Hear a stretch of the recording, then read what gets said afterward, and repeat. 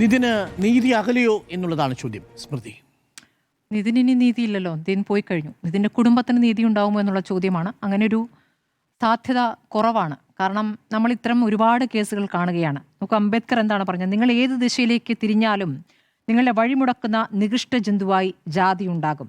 ഈ ജീവിയെ കൊല്ലാതെ നിങ്ങൾക്ക് രാഷ്ട്രീയവും സാമ്പത്തികമായ പരിഷ്കരണങ്ങൾ സാധ്യമല്ല എന്നുള്ളതാണ്. ആ ജീവിയെ കൊല്ലാനേ സാധിച്ചിട്ടില്ല, ആ ജീവി ഇപ്പോഴുമുണ്ട് എന്നുള്ളതാണ്. നമ്മുടെ മുന്നിൽ ഒരു യാഥാർത്ഥ്യമായ ജാതി നിൽക്കുകയാണ്. ഇൻസ്റ്റിറ്റ്യൂഷണൽ മർഡർ ആണ് നടന്നിട്ടുള്ളത് എന്നുള്ളതാണ്. ഈ കോളേജിലെ കാര്യം നോക്കുമ്പോൾ ഈ അധ്യാപകനുമായി ബന്ധപ്പെട്ട് വന്നിരിക്കുന്ന പരാതികളൊക്കെ നമ്മളെ ഞെട്ടിക്കുന്ന പരാതികളാണ്. ഡോക്ടർ റാം എന്ന അധ്യാപകൻ ക്ലാസ് എടുക്കാനായിട്ടേ അല്ല ക്ലാസ്സിലേക്ക് വരാറെന്നാണ് വിദ്യാർത്ഥികൾ പറയുന്നത്. ഇതിലൊരു വ്യത്യാസമുള്ള, സാധാരണഗതിയിൽ വിദ്യാർത്ഥികൾക്കൊരു ഭയമുണ്ടാവും പ്രതികരിക്കാൻ. പക്ഷേ ഇത് സീനിയർ ജൂനിയർ വ്യത്യാസമില്ലാതെ നിതിൻ്റെ സഹപാഠികളും സീനിയറായ വിദ്യാർത്ഥികളും ഒക്കെ തന്നെ ഈ അധ്യാപകനുമായി ബന്ധപ്പെട്ട് പറയുന്നത് ഇയാൾ ക്ലാസ്സിലേക്ക് വരുന്നത് അധിക്ഷേപിക്കാൻ മാത്രമാണ് എന്നാണ്. മെലിഞ്ഞവരെ, കറുത്തവരെ, തടിച്ചവരെ ഒക്കെ ആ രൂപത്തിലാണ് വിളിക്കുക. പിന്നെ നിതിനോട് സംസാരിക്കുമ്പോൾ നിതിൻ്റെ അമ്മയ്ക്ക് സർജറിയാണ് എന്ന് പറഞ്ഞപ്പോഴും അതിനോടും അപമാനിച്ചുകൊണ്ട് സംസാരിച്ചു. സാമ്പത്തികമായി ഏതവസ്ഥയിലാണ് ഒരു വിദ്യാർത്ഥി നിൽക്കുന്നതെന്ന് അയാൾ ചോദിച്ചറിയും. അച്ഛൻ്റെ ശമ്പളം ചോദിക്കും. ഇങ്ങനെ മുഴുവൻ അധിക്ഷേപമാണ്. ഇരിക്കാനും ഒന്ന് ചാരിയിരിക്കാൻ, ഒന്ന് കണ്ണ് അടഞ്ഞു പോയാൽ ഭയക്കുന്ന വിദ്യാർത്ഥികൾ എന്നാണ് ഇപ്പോൾ നമ്മുടെ ചർച്ചയിൽ പങ്കെടുത്ത പെൺകുട്ടി പറഞ്ഞത്.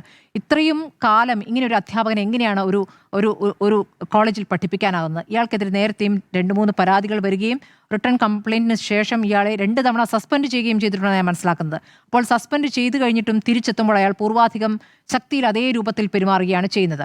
അപ്പോൾ ഇതൊരു പ്രശ്നമേ അല്ല അയാൾക്ക്. അപ്പോൾ അയാളെ അവിടെ നിലനിർത്തുന്ന സംവിധാനം, ആ കോളേജുമായി ബന്ധപ്പെട്ട് ഇത്രയും ആരോപണം, ഈ വിദ്യാർത്ഥിയുടെ മരണം കഴിഞ്ഞ് ഇന്നേക്ക് 4ാമത്തെ ദിവസമാകുകയാണ്.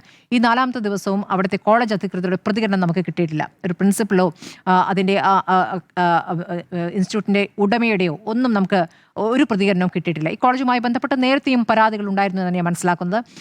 അപ്പോൾ എന്താണ് ഇവിടുത്തെ രാഷ്ട്രീയ നേതൃത്വങ്ങൾ ഇതിൽ പ്രതികരിക്കുന്നത്? ഇപ്പോൾ SFIയും DYFIയും KSUവും MSFും എല്ലാ വിദ്യാർത്ഥി സംഘടനകളും അവിടേക്ക് പ്രതിഷേധ പരിപാടികൾ നടത്തിയിട്ടുണ്ട്. പക്ഷേ അത് കഴിഞ്ഞാൽ, അതിൻ്റെ ഒരു ഘട്ടം കഴിഞ്ഞാൽ അത് അവസാനിക്കും. വീണ്ടും ആ അധ്യാപകൻ അവിടെ തുടരും, തിരിച്ചെത്തും. ഇതാണ് സംഭവിക്കുന്നത്. പക്ഷേ ഈ അധ്യാപകനെ ഒരു അധ്യാപകനായി തുടർന്നുകൂടാ. ഡോക്ടർ റാം എന്ന മനുഷ്യൻ ഒരു അധ്യാപകനായി തുടരാനേ പാടില്ല എന്നതിൻ്റെ തെളിവുകളാണ് ആ കോളേജിൽ നിന്ന് ലഭിക്കുന്നത്. അതിനുശേഷം പോലീസ് എങ്ങനെയാണ് അതിൽ ഇടപെട്ടത്? ഈ വിദ്യാർത്ഥി മരിച്ചത് 3:30-ക്കാണെന്നാണ് പറയുന്നത്. പക്ഷേ പോലീസിൽ അത് റിപ്പോർട്ട് ചെയ്യപ്പെടുന്ന 6 മണിക്കാണ്. ആ സമയം എങ്ങനെയാണ്, ഇത്രയും വൈകിയത് എങ്ങനെയാണ് എന്ന ചോദ്യം ഉയർന്നിട്ടില്ല. പോലീസിൻ്റെ ഭാഗത്തുനിന്ന് വരുന്നതും ഈ പറയുന്ന ലോൺ ആപ്പുമായി ബന്ധപ്പെട്ട ഒരു വിഷയം അവിടെ നിൽക്കുന്നുണ്ടെന്ന് പറയും. അതുണ്ടെങ്കിൽ തന്നെ അതല്ല മരണകാരണമെന്ന് വിദ്യാർത്ഥികൾ ഒന്നടങ്കം പറയുകയാണ്. പക്ഷേ ആ വിഷയത്തിലേക്ക് പോലീസ് ഊന്നുന്നത് എന്താണ്? അതാണ് കാരണം എന്ന് വരുത്തിക്കാൻ വേണ്ടിയിട്ടാണെന്ന് സംശയിക്കേണ്ടിയിരിക്കുന്നു. മാതാപിതാക്കളുടെ പ്രതികരണം നമ്മൾ കണ്ടതാണ്. ആ അച്ഛനും അമ്മയും അങ്ങേയറ്റം സാമ്പത്തികമായി പിന്നാക്കാവസ്ഥയിലുള്ളവരാണ്. മെറിറ്റിലാണ് ഈ വിദ്യാർത്ഥി പഠിക്കാനെത്തിയത്, മെറിറ്റിലാണ്. അപ്പോൾ നന്നായി പഠിക്കുന്ന, പരീക്ഷാകാലത്ത് വീണ്ടും പേപ്പറുകൾ വാങ്ങി എഴുതുന്ന സഹപാഠിയായിരുന്നെന്നാണ് കൂടെയുള്ളവർ ഓർക്കുന്നത്. അപ്പോൾ അങ്ങനെയുള്ള മിടുക്കനായ ഒരു വിദ്യാർത്ഥി എങ്ങനെ മരിച്ചു എന്നുള്ളൊരു ചോദ്യം നമ്മുടെ മുന്നിൽ നിൽക്കുന്നു. എത്രയധികം മരണങ്ങൾ നമ്മുടെ മുന്നിൽ നടന്നിരിക്കുന്നു, എത്രയധികം. ഇപ്പോൾ വിമുലയുടെ മരണം, രോഹിത് വിമുലയുടെ മരണം നമ്മൾ ഏറെ ചർച്ച ചെയ്തതാണ്. രോഹിത് വിമുലയുടെ മരണത്തിന് ശേഷം ഒരു വിമുല ആക്ട് വേണമെന്നുള്ള ആവശ്യം ഉയർന്നിരുന്നു. വിമുലയ്ക്ക് ശേഷം ഇനി അങ്ങനെയൊന്നും സംഭവിക്കില്ല എന്ന് പ്രതീക്ഷിച്ചിരുന്നു. ആ അമ്മയ്ക്ക് കിട്ടിയ ഇതിനുശേഷം ലഭിച്ച ലക്ഷങ്ങളുടെ തുക, അത് എനിക്ക് വേണ്ട, ഇനി ഇങ്ങനെയൊന്നും സംഭവിക്കാതിരിക്കട്ടെ എന്നാണ് അമ്മ പറഞ്ഞത്. നമുക്കറിയാം, കേരളത്തിലടക്കം അവർ വന്ന് സംസാരിച്ചിട്ടുള്ളതാണ്. പക്ഷേ എന്ത് സംഭവിക്കുന്നു? ഇത്തരം കാര്യങ്ങൾ ആവർത്തിക്കുകയാണ് നമ്മുടെ മുന്നിൽ. ഇത്തരം ഈ കേരളത്തിൽ എത്രത്തോളം ഇതുമായി ബന്ധപ്പെട്ട പരാതികൾ ഉയർന്നിട്ടുണ്ടെന്ന് അതിനൊരു കണക്കും നമ്മുടെ മുന്നിലുണ്ട് കേട്ടോ. ഈ കേരള യൂണിവേഴ്സിറ്റി റിസർച്ച് സ്കോളറായിരുന്ന ദളിത് ഗവേഷകൻ വിപിൻ വിജയൻ ഒരു പരാതി വന്നത് നമ്മുടെ മുന്നിലുണ്ടല്ലോ. അത് അധ്യാപികയ്ക്കെതിരെയാണ്. അപമാനിച്ചു, ഗവേഷണം തടസ്സപ്പെടുത്തിയെന്നുള്ള ആരോപണമാണ് അതിൽ വന്നിരുന്നത്. SC/ST ആക്ട് പ്രകാരം കേസെടുത്തു. എന്ത് സംഭവിച്ചു? ആ അധ്യാപികയ്ക്കെതിരെ വേറെ എന്തെങ്കിലും നടപടിയുണ്ട്? ആ അധ്യാപിക ഇപ്പോഴും പഠിപ്പിക്കുന്നില്ലേ? അപ്പോൾ ഇത് തുടരുകയാണ്. പിന്നെ ഹരിത അനീഷ്, പാലക്കാട് ദളിത് യുവാവ് അനീഷിനെ ഉയർന്ന ജാതിയിലെ ഭാര്യയുടെ കുടുംബം കൊന്നു എന്നുള്ളത്, അത് വേറെ കേസാണ്. കെവിൻ്റെ കേസ് നമ്മൾ കേരളം ഏറെ ചർച്ച ചെയ്ത കേസാണ്. അതും വേറെ രൂപത്തിൽ കാണാം. മധുവിൻ്റെ കേസ്, മധുവിനെ കെട്ടിയിട്ട് അടിച്ചു കൊല്ലുകയായിരുന്നു. അത്തരം കേസ് ഈ അടുത്ത് പോലും മറ്റൊന്ന് സംഭവിച്ചല്ലോ. നെടുമങ്ങാട് സ്വദേശിയായ ബിന്ദു എന്ന ദളിത് യുവതിയെ പോലീസ് സ്റ്റേഷനിൽ വ്യാജ മാലമോഷണ കേസിൽ എങ്ങനെയാണ് പോലീസ് പീഡിപ്പിച്ചതെന്ന് നമ്മുടെ മുന്നിൽ ഓർമ്മയുണ്ട്. എന്നിട്ട് അവർക്ക് കുടിക്കാൻ വെള്ളം എവിടെ നിന്നാണ് വെള്ളം എടുത്തു കൊടുത്തത് നമ്മൾ ചർച്ച ചെയ്തതാണ്. അതിനുശേഷം എന്താണ് സംഭവിച്ചിട്ടുള്ളത്? ഇതൊക്കെ നമ്മൾ ആ സമയത്ത് ചർച്ച ചെയ്യുന്നു. പിന്നീട് അതിനുശേഷം വീണ്ടും ഇതൊക്കെ ആവർത്തിക്കുന്നു എന്നുള്ളതാണ്. ഒരുപാട് കേസുകൾ ഉണ്ടാകുന്നു. കോളേജുകളുമായി ബന്ധപ്പെട്ട് ഉണ്ടായിരിക്കുന്ന പരാതികളുടെ എണ്ണമുണ്ട്.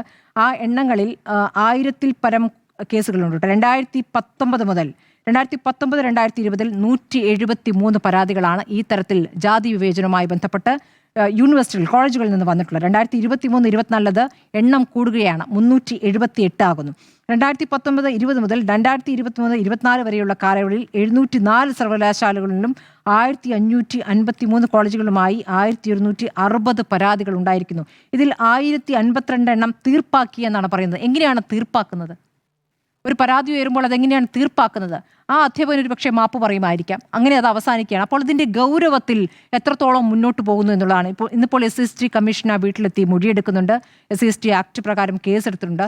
അതിലപ്പുറം എത്രത്തോളം നീങ്ങും എന്നുള്ളതാണ്. നമ്മൾ മാധ്യമങ്ങൾ ആ ഘട്ടത്തിൽ ഇവർക്കൊപ്പം നമ്മൾ നിൽക്കുന്നു, കുറേ ദിവസങ്ങൾ അത് ചർച്ച ചെയ്യുന്നു, വിദ്യാർത്ഥി സംഘടനകൾ പ്രതിഷേധമായി ഇറങ്ങുന്നു. അതിലപ്പുറം ഒന്നും നടക്കുന്നില്ല എന്നുള്ളതാണ്. ഈ അഞ്ചരക്കണ്ടി ഡെന്റൽ കോളേജ്, സ്വകാര്യ ഡെന്റൽ കോളേജ് എങ്ങനെയാണ് ഇത്രയധികം ഏക്കർ, 500 ഏക്കറിലധികം വരുന്ന സ്ഥലമുണ്ടെന്നാണ് പറയുന്നത്. ഇത്രയും ഏക്കറിൽ ഈ ഒരു കോളേജ് എങ്ങനെയാണ് അവിടെ വരുന്നത്?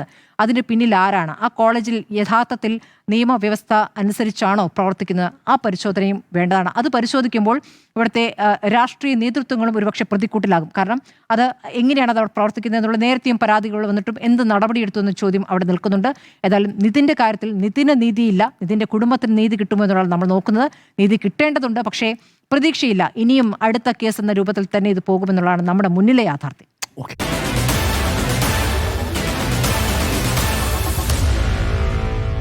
Meet the editors.